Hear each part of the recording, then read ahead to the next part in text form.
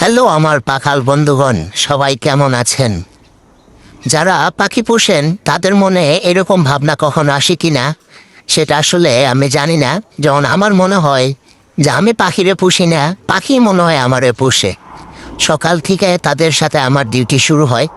এই যে বিশেষ করে আমার এই যে দুষ্ট দুই জোড়া ককাটেল পাখি আছে, বিশেষ করে এই যে এখন যেগুলো দেখতে পাচ্ছেন, এই জোড়াটা একটা আমার সাদা সুন্দরী মেয়ে পাখি, আর ওই যে আমার হলুদ বস।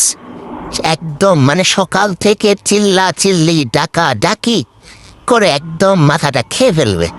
এত চিল্লা চিল্লি এত ডাকা ডাকি যতক্ষণ পর্যন্ত না সকালে ওইটা ওদেরকে আমি পানির বাটিটা দিব, ততক্ষণ পর্যন্ত এরা চিল্লা চিল্লি করতেই থাকবে। কিন্তু ওই যে অপরদিকে মুদ্রার এই পিঠ আর ওই পিঠ, এই যে জোড়াটা একদম আমার সব থেকে শান্ত শিষ্ট ভদ্র শালীন এবং পর্দাশীল পাখি।